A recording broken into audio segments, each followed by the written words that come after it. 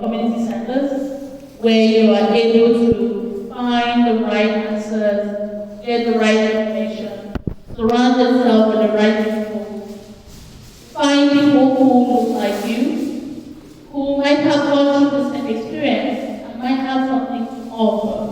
Because lack of information is everything. It deprives you from knowledge and you are not empowered.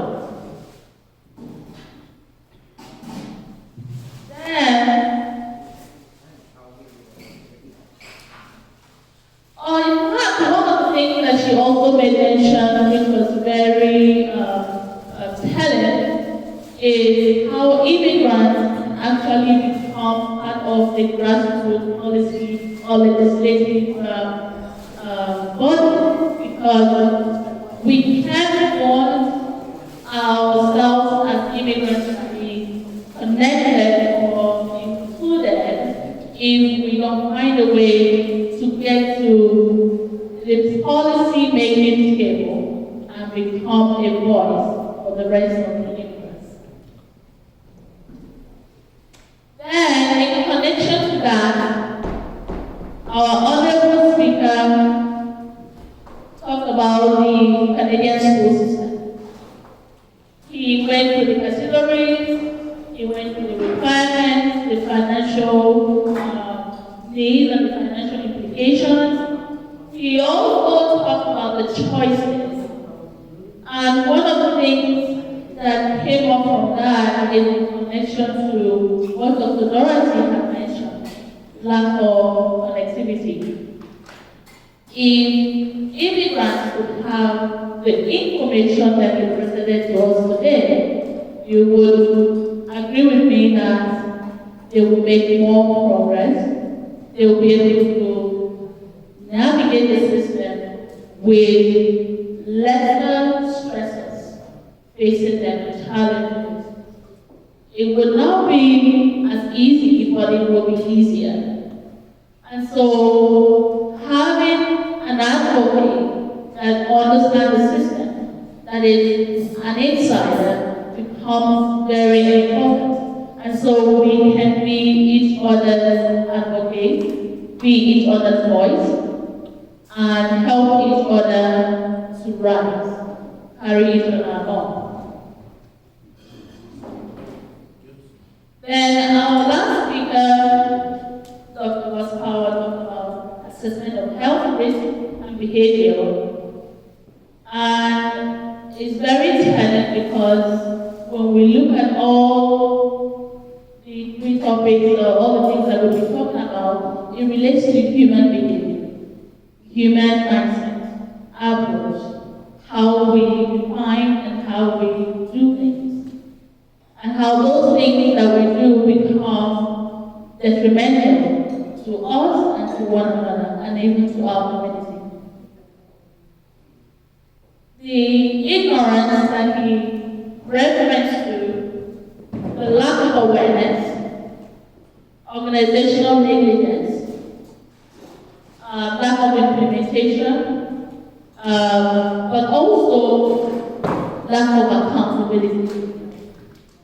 Because you can have all the right policies, but if you cannot implement or enforce them, it makes no sense. And so what he was able to identify was a lack of not just implementation, but also enforcement. And it starts from the top to the bottom. Because if the top, the management, cannot enforce it and make sure that there are consequences to organizations who do not follow through, then there will be no change. So the common man will suffer. The common man will fall from the height and fall. The family might get a $50,000 and that's it. But the life is lost and you can never replace it. The community will continue to suffer because those risk behaviors will not just impact the life, but also will constitute environmental pollution and environmental disintegration. something could go wrong just from one act. He talked about lack of proper behavioral structure. He talked about the workplace. He talked about being able for management to receive feedback or for communities to receive feedback through awareness and understand where their power lies. He talked about change steps and implementation. He talked about man-hour loss, which is very telling because every time an individual who is a worker is not present, something happens to them, either through mental health or through stress or through accidents, there will be man-hour loss. The company loses, even though they don't know it yet, and the individual loses their wages. Their families suffer indirectly or directly. He also talked about, safety cultures and incentives that could encourage people to adhere to some of these regulations. It's almost like a reward system. It's like when you're hungry, you need to eat. The food is a reward you give to your body for having a hunger place. So that reward system can be put in place as a way to motivate people to do the right thing. You are not bribing them, but you are telling them that it could benefit them. And doing that, they will adapt to become second nature to them. They will automatically do it, even without incentive. He talked about advocacy, and I added education and awareness because really nothing can happen. No change will come to any community, immigrants or a rural area without awareness, education, and empowerment. Because knowledge is power. If they know, then they know what they need to do. They will understand their rights, and they will understand how to speak for themselves. So all that were all the things that we were loaded with today, and I wanted those are the recaps, and I hope you enjoyed it. Thank you.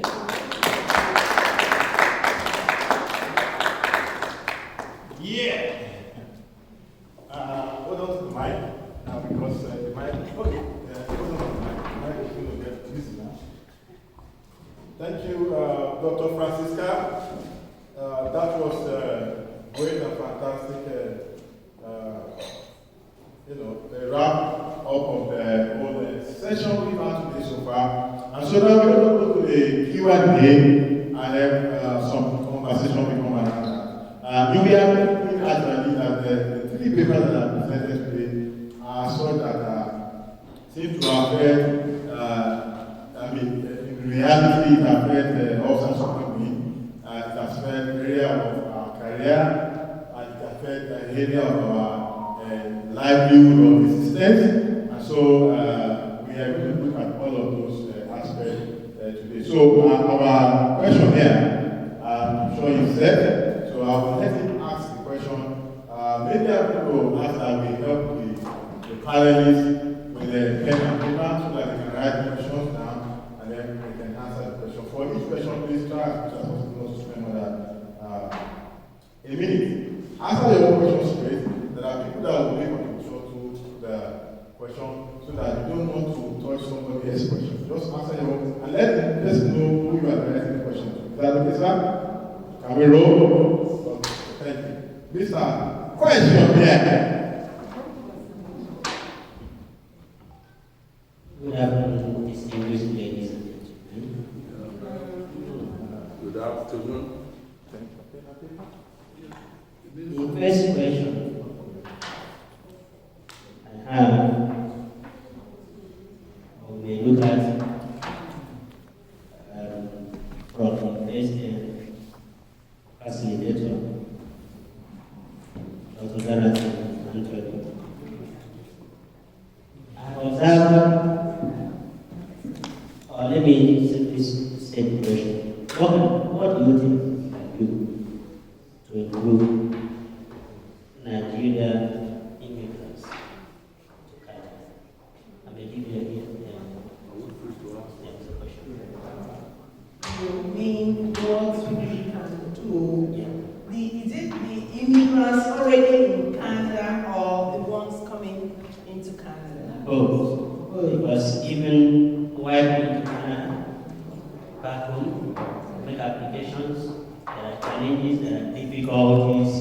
Even those of us who also come in here to meet up. If you look at the process compared with other nations like India or Asian countries, the challenges to pass through, difficulties to pass through, you don't compare with what we Nigerians pass through. Okay, let me start with from back home country. You know, it's quite unfortunate that, we as Nigerians, what we are going through is incomparable to what other African countries, not to talk of even West African countries, go through, especially in coming to Canada. Both as a visitor, as a student, or even as a family member. So I will attribute it, first of all, with our leaders. I mean, president or the foreign minister, as the case may be. Because, it's just like, an example is like the flights. You can imagine, somewhere like India, the flight fares could be like 1,000. And just from Nigeria to Toronto here is 2,000-3,000. At the peak season, you can even get up to $4,000. So what I'm saying in essence is, if our leaders back home, it's just that they are rulers, they are not leaders. I keep saying it. I can, quote me anyway. Majority of them are rulers in the sense that they are so selfish, they don't even consider their citizens. If they consider their citizens, we have foreign minister here in Canada.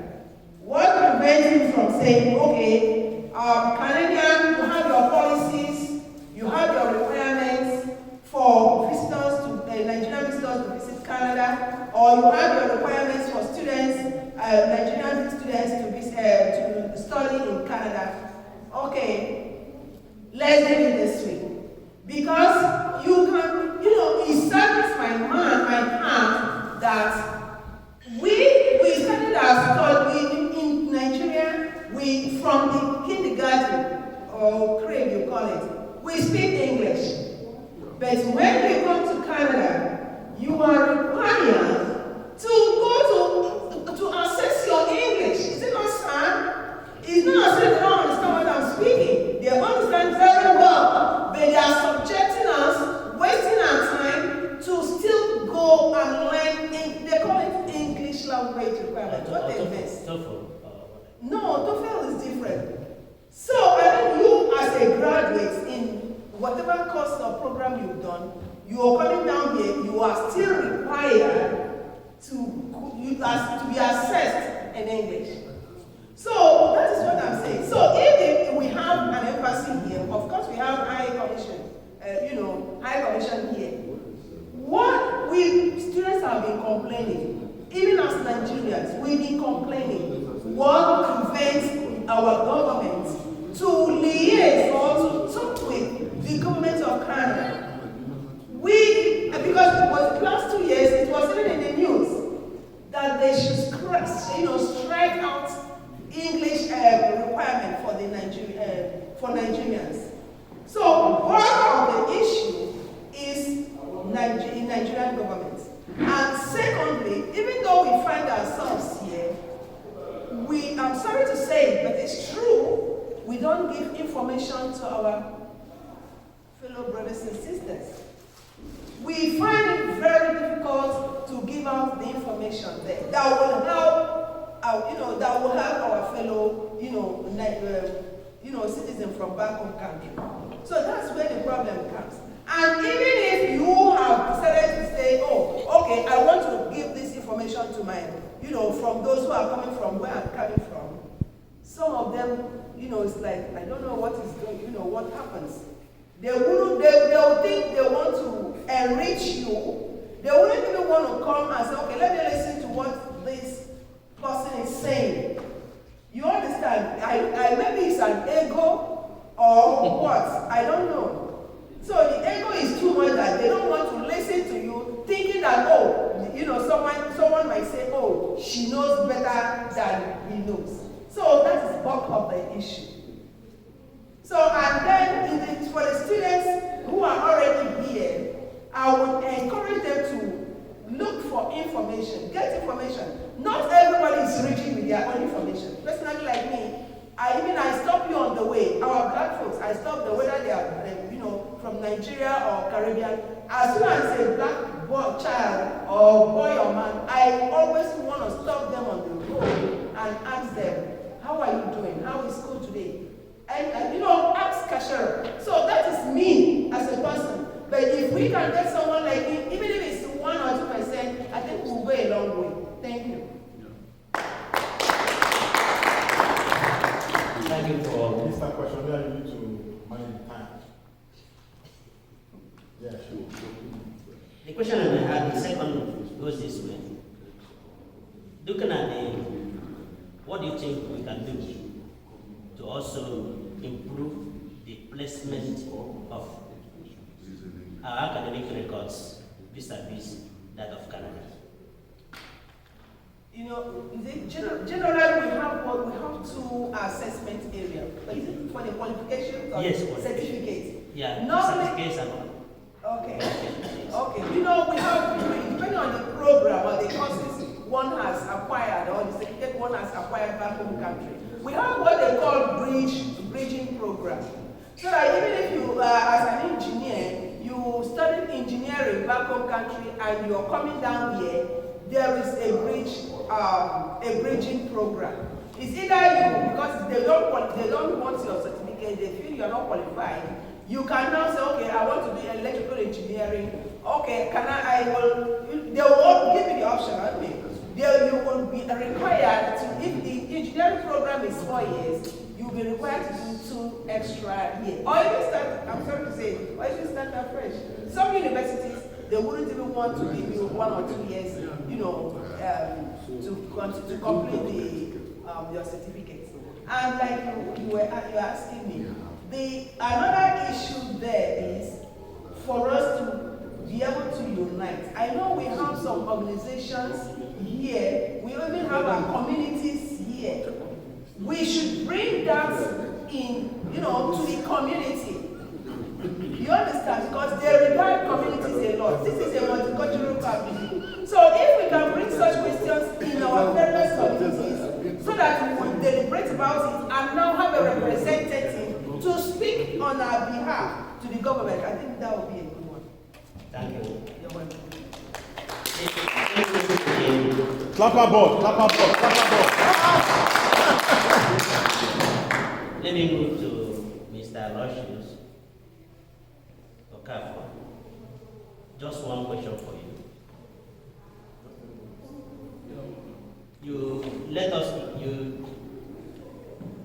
Okay, let me go straight. What do you think can be done to improve or reduce the difficulties or challenges Nigerian immigrants face when they move to Canada as a result of difference in educational systems? So let's get the information. We too are scrambling for those questions. We would like to hear you, Elisha. Can you come again with the question? Okay.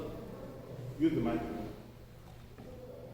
What do you think can be done to improve or reduce the difficulties Nigerian immigrants face when they move to Canada as a result of differences in the educational system? Yeah. All right. thank you for that question.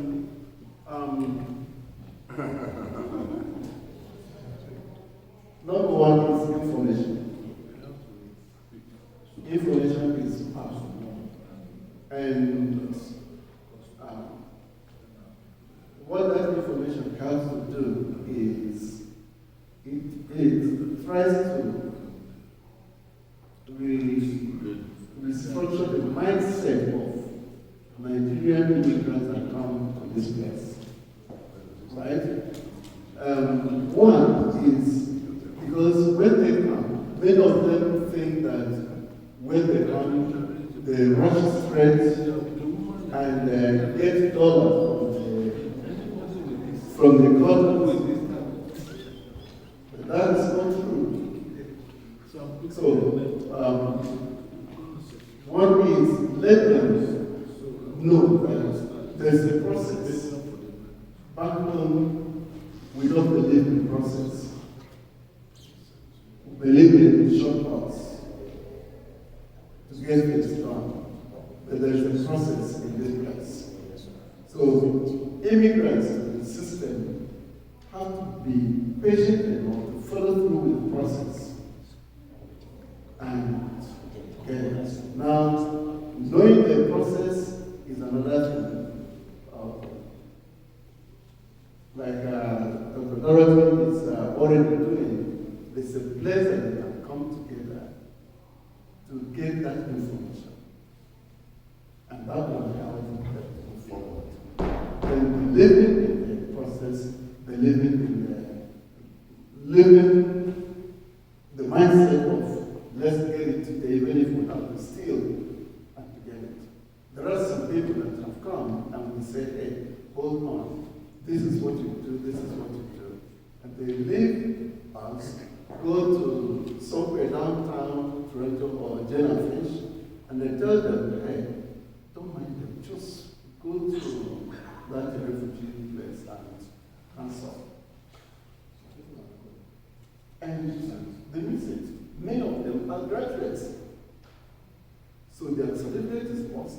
All the years that they go with a different name that was not defined. And then they can't fit into the system that believes in the process. Can I say something?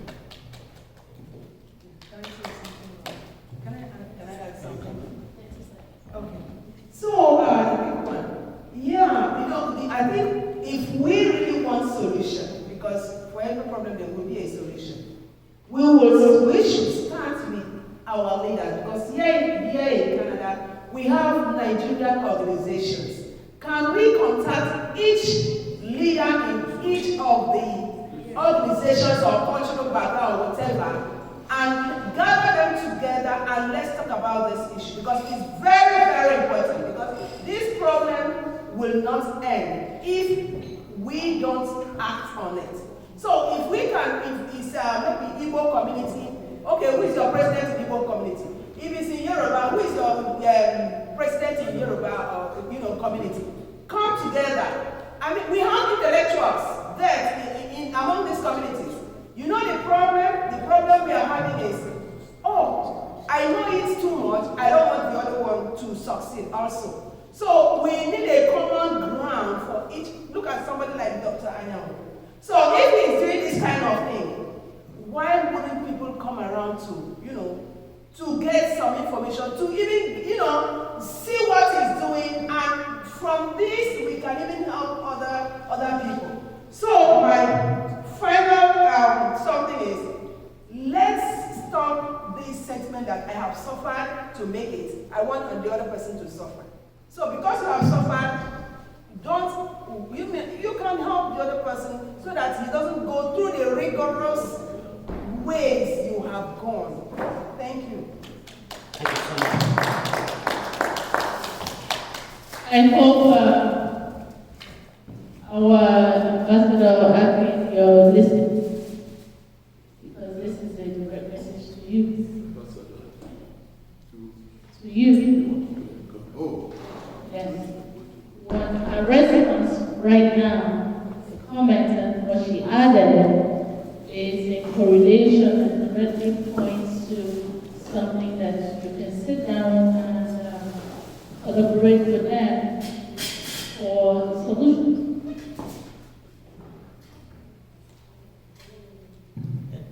Let's take the last one, which goes to my good friend Dr. Oscar. And I know that with the power he has, he's going to handle this question very, very, very professionally. I listened very carefully when you spoke. An issue of safety is a very serious one. Due to the best of my knowledge back home in Nigeria, we don't regard safety serious. It's a very important issue here. So, what do you think we can do to improve the safety consciousness of workers within the company and within the workers? Thank you. It's simple.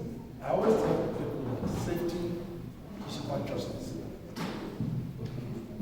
Safety is consciousness. And I like the way Dr. Dorothy rounded it up or captured it.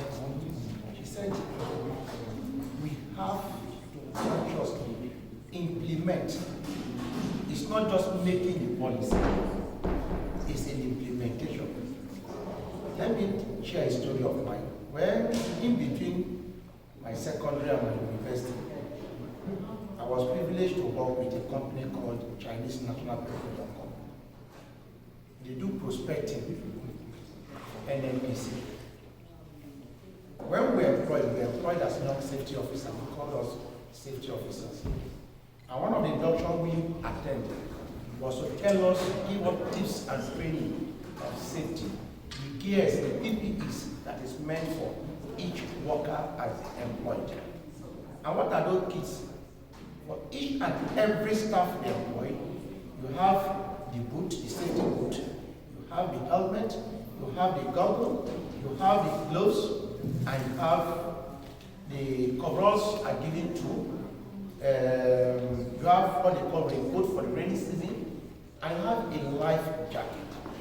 But it will interest you to know that some of our still safety officers, we have what we call muster point. Immediately we give out this equipment that is called personal protective equipment, PPE. Some of us will turn back and say, you don't need all these 20 things now, don't you know that you can sell it? Right, and they retrieve one of those overall and those things and sell it back to the supplier. The person that supplied the company will buy it back from them. So you now see those people, they are supposed to be your superiors, that you enforce these things to report to them. They will tell you that you don't need to go around the side to look at the workers now. Just stay at the muster point and they will come and report to you. But the supervision and the enforcement of those safety tips and ensuring these workers use this safety equipment or PPEs, the personal protective equipment that have been given to them, lies on us. Because the more we go to the site to look at what they are doing, if they are personally wearing it, the more we correct them. But because they have sold one of the peers, the people that crafted the policy to say each and every worker is supposed to have 2 controls, they are not married. So that when you wear one today, tomorrow you can buy this one twice. So you find that most of these workers have just one pair of coverall. So how do they enforce that safety environment? And these workers too, most of them are not conscious that being safe is part of preservation of their life. But it's something that we need to constantly give programs, set up programs, enlightenment that will constantly remind them that you are not doing anyone good by wearing your safety equipment, but rather you're saving your cost, your life. So it's about conscious implementation, not policies. They are policies, but constant implementation and programs to improve the safety and enlightenment, just my driver said, to let them know that it is for the safety of their wife first. That is the only way for us to improve safety culture in this company. Thank you. Yeah, thank you very much. Mine is kind of support comments on what Oscar just said. Actually, he made a very wonderful presentation in line with health risk behavior. And truly, is common in Nigeria. I think it's because of the level of literacy in the area of safety and also our attitude to safety. Let me start from the first one, that of about 198 universities in Nigeria, we don't have any university that is actually running a safety program at an graduate level. Apart from at the higher schools, polytechnics, we have some in polytechnics like the BTI and that are attached to the industry. And our own center is at the postgraduate level. That's the center we are. I want to add that where we get it right is that safety should be taken right from the grassroots. Our attitude to safety is very poor, from government down to the grassroots. So that thank God for the IOCs, the international oil companies. I actually did a study with respect to Nigeria. I made a presentation in a conference, an international conference in Abuja. I was surprised that we don't have up to 5% last year, 2016, and we don't have up to 5% that is literate in the area of safety. So it becomes very difficult. Like I mentioned before, I'm the national coordinator of Federal Safety Corps. You see, our behaviors in the public is terrible. Those who are supposed to be custodian of security and safety issues, you see them driving one way. You see the armed forces, the police, they are those that flag safety rules. But since I came in here, I never saw any enforcement person, any individual flag safety rules. Very big traffic lights. So you can see the benefit of safety education right from the primary school, the elementary school, down to the secondary and the higher institution. So we miss it there. So we must be able to recommend, since we are talking of Nigeria now or other African countries, the reason why we must start safety education from primary school, from elementary school, to universities and all that. Now to add up to what we said, safety training is very important. It costs little or nothing in Nigeria. That has to also be incorporated. Right from the point of employment, they should be given safety education. Because that will help to change our behavior. We have certain kind of behavior that we are very nonchalant when it comes to personal safety. Maybe because also we don't have all the welfare or something. People are not going to threaten them that they are going to die. They don't know that. So the value of life is also attached to this. I think we have to start training, encourage the companies to give them initial safety training before they mobilize them to the field. That can also broaden their safety behavior. Thank you. Thank you, you can clap me. This one for your comment question. So right now we are taking comment question, and if you go to rehab, after everybody has done their session, can rehab and close the session. Thank you. Yeah, you have to hear because of the camera.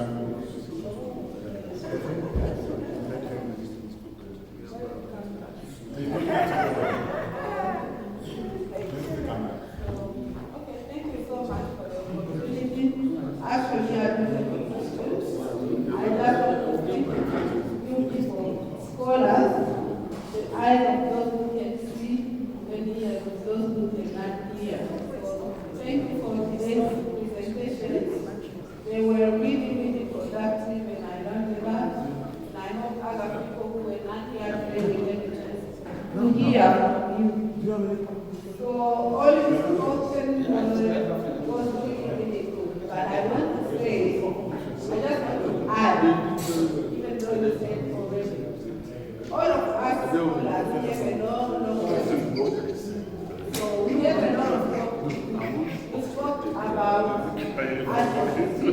I'm an advocate.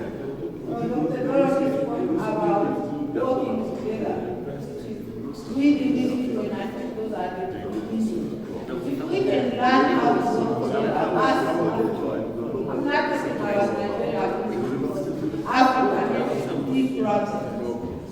Our leaders can only see themselves, work for themselves like my sister also said, but we need to be encouraged. How as scholars we can do this?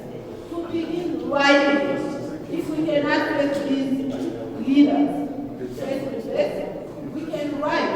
They know, trust me, they will see, they will read what we are writing and encourage our youth to speak up on any issues. And when we get our students for education, she already said a lot of things here in Canada. You can get admitted and given the people who are in the office will reject you even if you qualify. So there are a lot of things they are looking for. And we must work so hard and we have to believe in ourselves because we are really resilient Africans, we are very smart and we are life and we need to accept life. So let us work together. Some of you are in the government, try to connect with people in Nigeria, even students who don't want to come. They should try to connect with those of us who are already here. You give them orientation. We can tell them what we have seen here so that they want to go through what we went through. And it will be easy and a smooth way to get here. And I just thank you. Thank you. Thank you so much. Thank you. So, we are wrapping up this session. If you have any comments, Sister, you can come.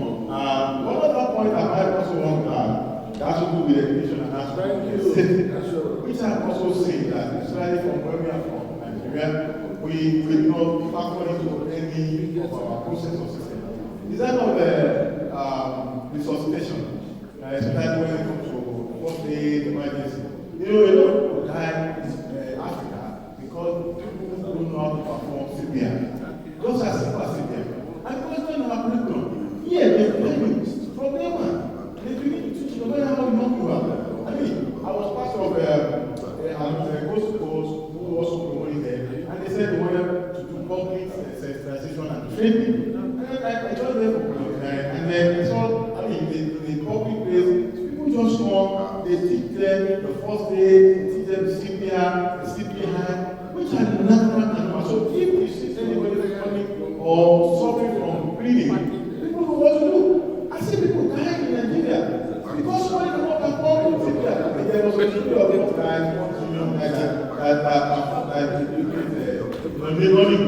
they rescued from water. The only thing that guy was CPR. They were rushing to the hospital because nobody can do it. So I think as part of safety measure, as part of educational measure, we need to factor it into the system. All the schools must be able to teach it. They must be able to show it. And that is one of the things that is there. The moment you enter this country, there are some of the things they tell you to go through. And it's as good as free, some you can pay. It's a small thing. And I think it's very important. So let's have this time to make this comment and then we'll have conversation. Finally, I will go to the committee again and then we can form. Our time is already passed. This is how you have to do it so that. Thank you so much for the opportunity given to me. And when Mr. Grossman was saying something about incident, investigation, and safety, I was like, in our schools, like primary school, secondary school, we teach health, but sometimes we don't go more on safety education. But when I was teaching in America, we teach both safety and health education. But over there, we teach health. Not in all the schools anyway. It's from schools. But something I really to notice is this. Our people are not too much about our safety. Now, they will be in the vehicle, they will not put any seatbelt. My driver will put only seatbelt when he sees the road safety. And I will be asking him, are you putting this for you. He said it's with them. So I've been following with him in the steering. If you see those things, those things have caused people their life. One of my sisters died because the driver was trying to adjust the seatbelt when he saw the road and he ran into the ditch and sister died on the spot. So maybe this teaching of safety is very, very necessary. Even if we teach in our schools, all our workers should be taught on how to be safe. And these days, when there's an accident, you find out our people will be interested in videoing the scene. Thank you. Without even trying to rescue people who are injured. They'll be telling you, right now, this thing is happening on the road, this and that, that and that. That is only their concern. People will be there bleeding to death. No first aid, no ambulance, nothing to send them to the hospital in order to rescue them.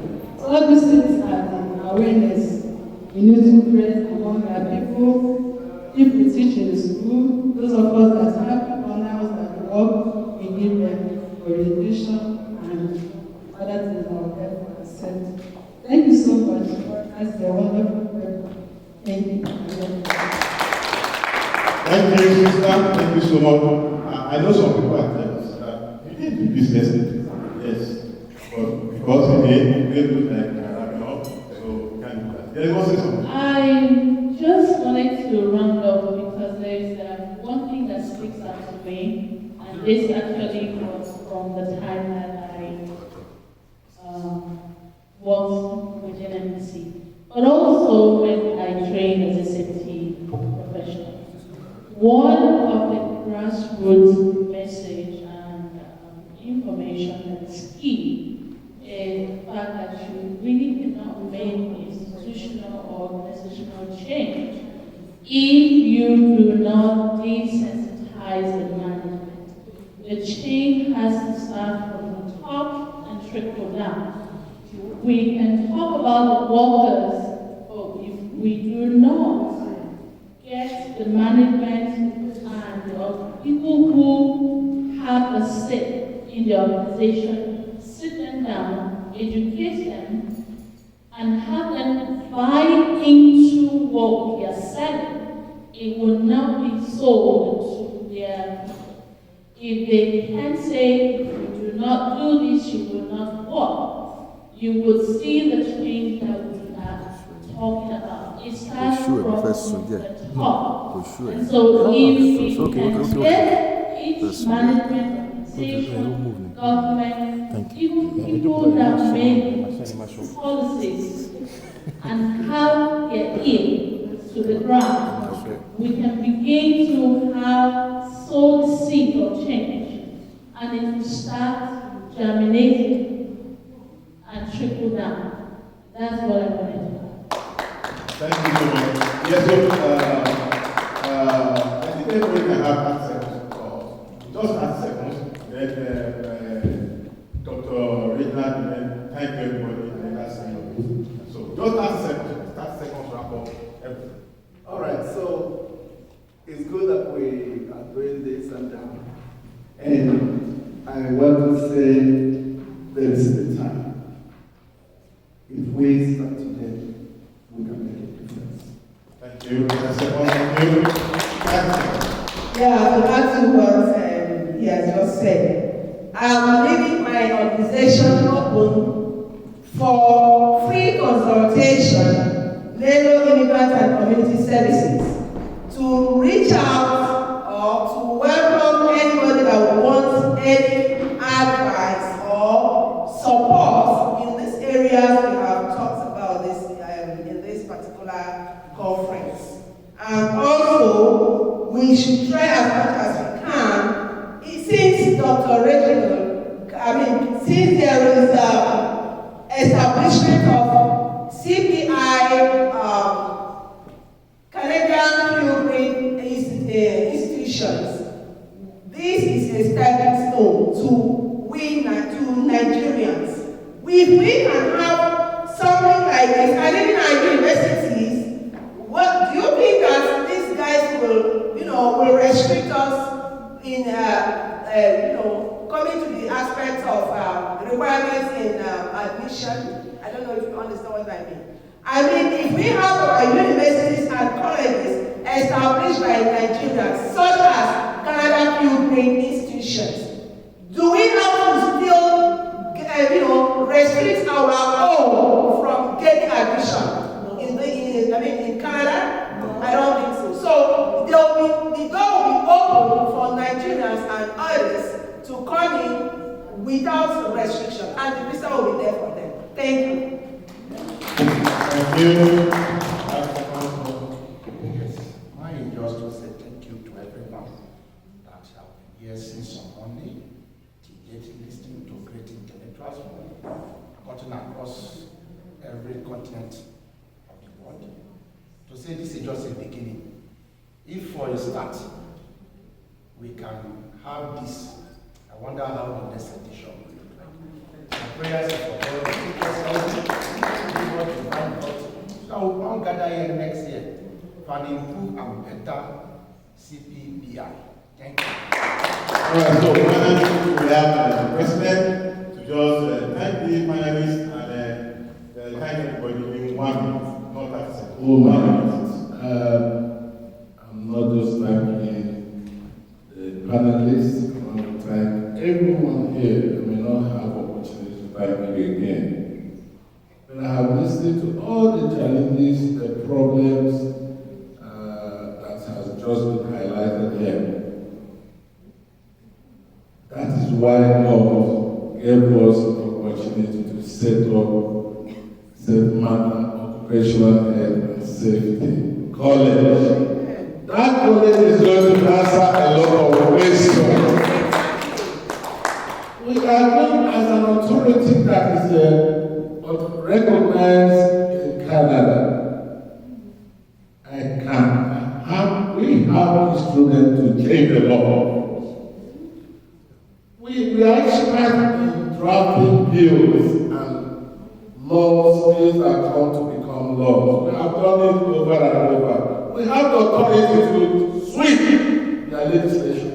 I tell you, we can sweep their legislation. Whatever legislation that is on ground in Canada, we can still identify the challenges.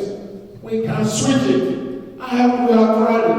Look at my research work I published in 2021. That research is a research that you may have to Google that changed the law in Canada. For those of us who don't know. What I did, I challenged the law, Ontario law, in occupational health and safety. I said, this law, I challenge it. It is inadequate. It's not contemporary to the global requirements.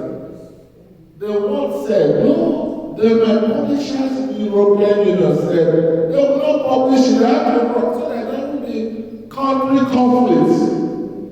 Then they have to write the government of Canada to confirm whether my claims were right. And they wrote Canadian government, they wrote Ontario government. Ontario government said, my claims on that Canadian were all right. That's settled it. In 2022, they amended the clauses and included some of those things I highlighted in that. The book is published today. It's circulated over 3,000 platforms and 80,000 bookshops across the world. So if me, as an individual, if you Google it on your phone and say, Ontario occupational health and safety challenges and prospects, you see this on your Google there.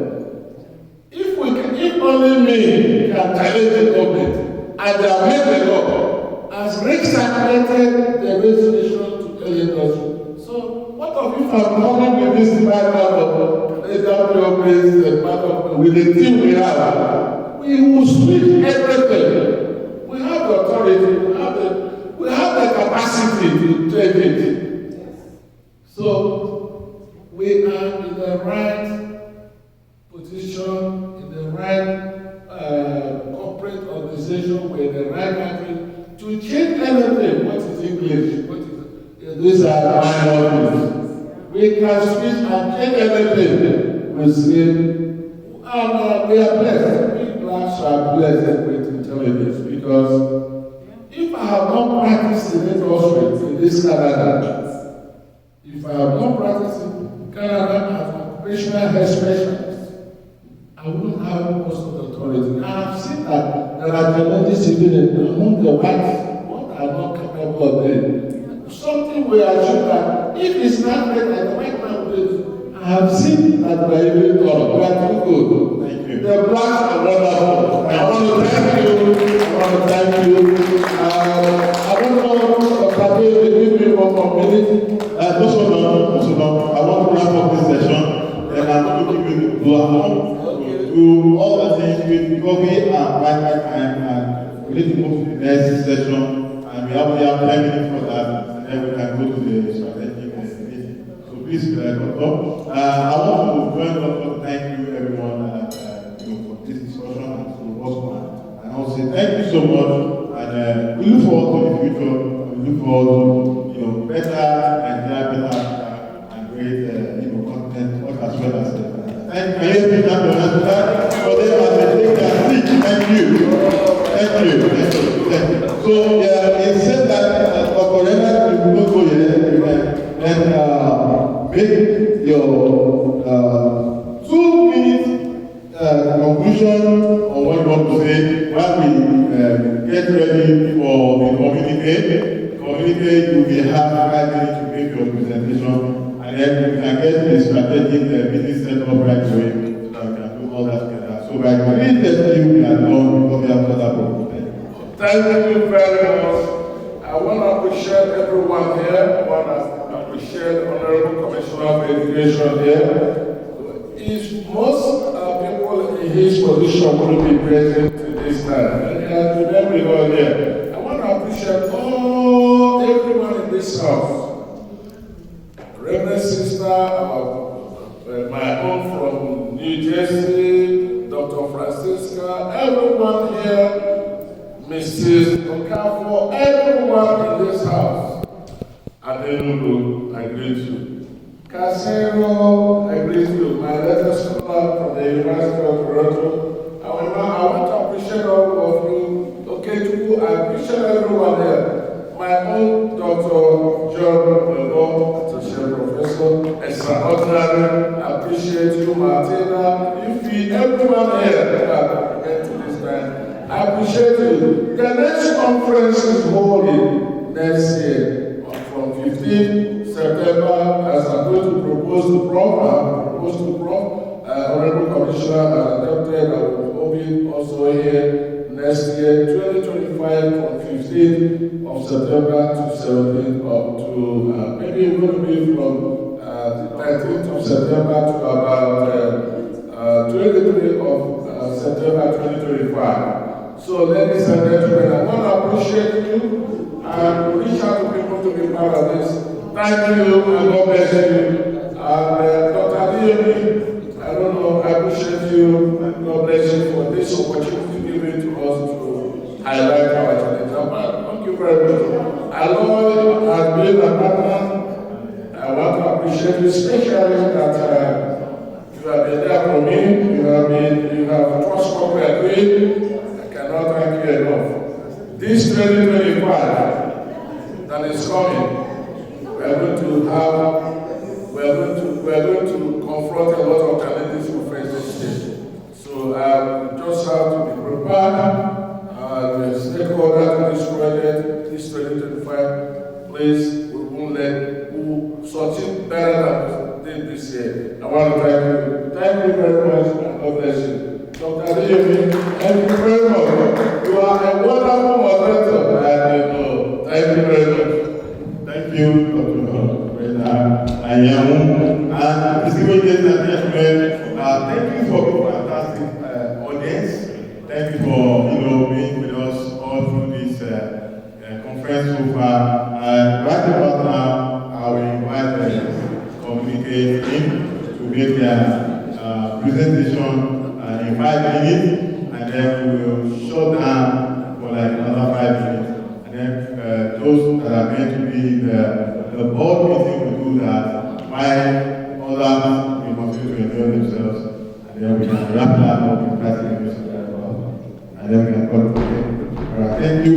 And we have to request that you jump your hands together for yourself, celebrate yourself, everybody. Celebrate yourself, clap for yourself. You will fantastic audience. So I invite Dr. Francisca, sister, and then Dr. Dorothy and Emmanuel for your community presentation. We are waiting for you now. It is your turn to do your thing because we don't have so much time again, and we want to make sure we cover every bit of this activity and we wrap up very well. Thank you. Can you jam your hands together for them as they step forward? Please put your hands together for them. Put your hands together for them as they step forward. All right? Yeah. Thank you so much.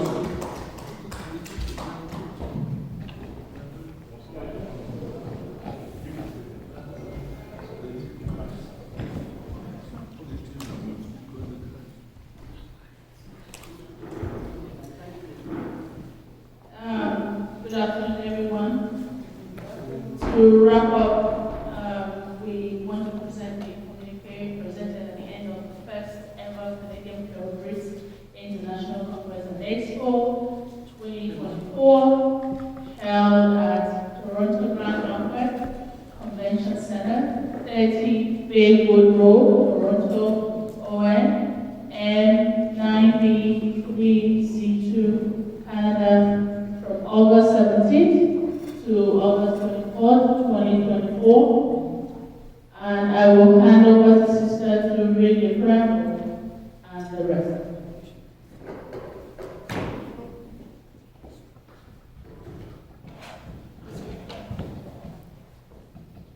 The preamble, Dr. Regina was given the authority to host an international conference and become the first black man to be given such authority, and also a license to open the first ever specialized occupational health college by a black man.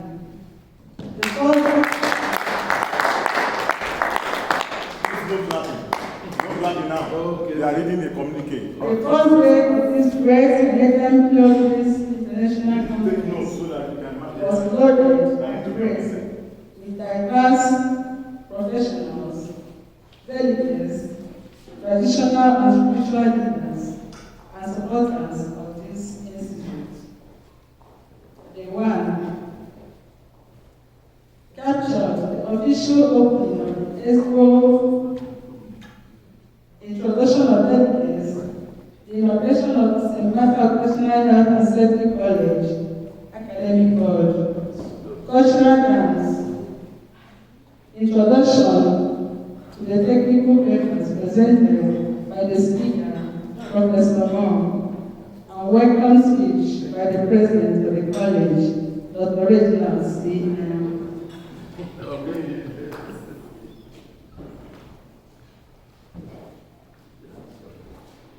Day 2 captured the presentation of three technical papers that centered on environment, mental health, recreational therapy and wellness, interactive sessions, questions and answers, comments followed by the presenters, Professor Debo, Dr. Francisca Irodonoa, Sister Chinelo Lilian Wakamo, IHN, with a conclusion of thanks. The three followed, which is today. The day started with a recap from the first day of this Congress, with a review of the events, activities, technical presentations, and a recapitulated summary of their deliveries to the participants. This was done by Professor Moore. Two technical papers were taken today by Dr. Dorothy and Dr. Aloy that focus on immigration, pros and cons,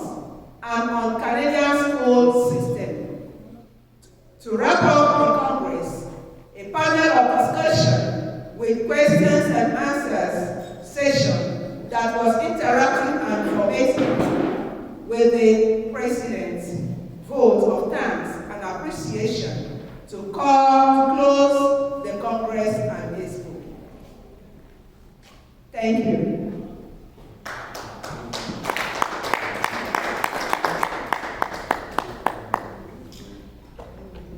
We want to thank everyone for being part of this event. We know that we exceeded the expectations, and we know that the next time will be better, hard, and it will be more eventful. We ask that we all keep our calendars open for next year. We're coming back, and we'll come back better and bigger. Thank you. Thank you.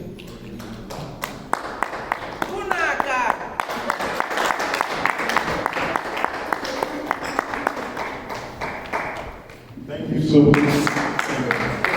Please clap for them. That is awesome. And they've done a graphic, so the remaining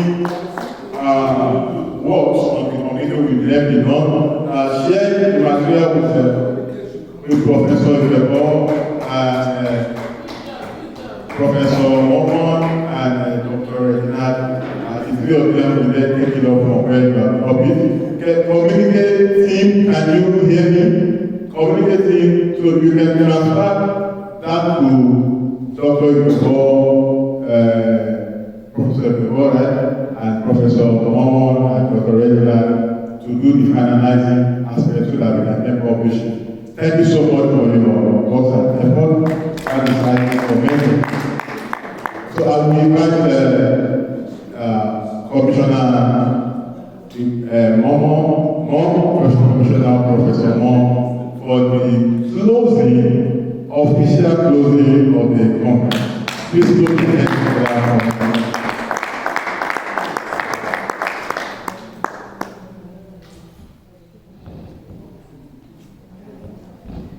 Thank you, moderator. Hello. It is my pleasure to first of all appreciate each and every one of us for our active participation in this first edition of this Congress that has just been held a year now. Like you can agree with me, we have learned some new knowledge, we have enhanced some previous knowledge we have enlarged our network, we have made good on new friends, new contacts, and these are some of the followers of this conference. Since Monday we began, it has been a good one. The opening ceremonies, opening plenary was good. And we're happy that we're still here today to find round it off the next few minutes. Like I said earlier today, it's only political rallies you expect crowd. Possibly because of what people stand to gain. Any part of the world, it's only political rallies that we get crowd. In serious technical and academic sessions as what we have had, you will never get crowd. So don't get discouraged. Don't expect this hall to be filled to the brim. No, not sharing any money. That is not the matter. From the community we have read here, it's quite impressive the fallout of this Congress. Like as announced by the President, August next year we will reconvene again for the second edition. I can assure you that it will be better than what we have had today. We started very well. We have been organizing conferences I was shot for the past 20 years. And I know that this outing is a wonderful outing. The planning for the next year's edition has already begun. There's no waste of time. We'll be communicating you from time to time. And ideas, suggestions on themes, sub-themes will be sought from you. We'll collect all these submissions. And a couple of weeks from now, we'll launch after we can begin to make arrangements in time. I know that this one would have been fuller than as it is now, but for the Chinese, most people got of faith in obtaining an entry visa to Canada. Even those who finally got secured the visas, they got it very late, and the cost of tickets during summer, like all know, is always very easy. That was why many persons couldn't come. But the joy that some of them have the visas already. So once we launch out our plan for the next year, they begin to make their travel arrangements and get their tickets in time. And next year, we'll have a heterogeneous composition of the attendees. You will get people from all parts of the world. To this one, it appears a lot of Africans or Nigerians, per se. But I can assure you, with what we're going to put in place, next year we're going to have a mixed audience.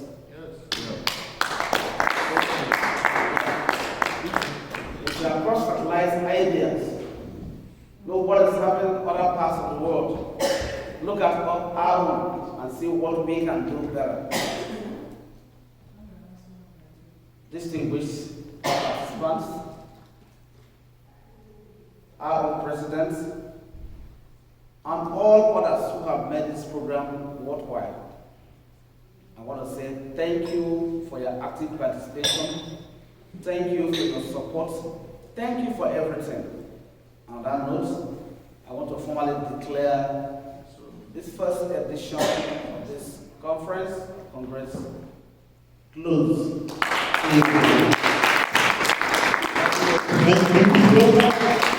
Thank you, everyone. Thank you for your time. And everybody, thank you, Prof. let us all enjoy ourselves. Go for tour, go visit some special places in Canada, make new friends, ensure that we exploit Canada. Don't just come and then go back to Nigeria. Enjoy Canada. There are so many places to visit Canada. So we may come forward for group photographs. Please, everybody that are still in the hall, those are. And those outside should come in. Those outside are those. So yes, we outside. Some Yeah, bring it up. Yeah, I think it's better here. So Okay, we'll call those guys outside.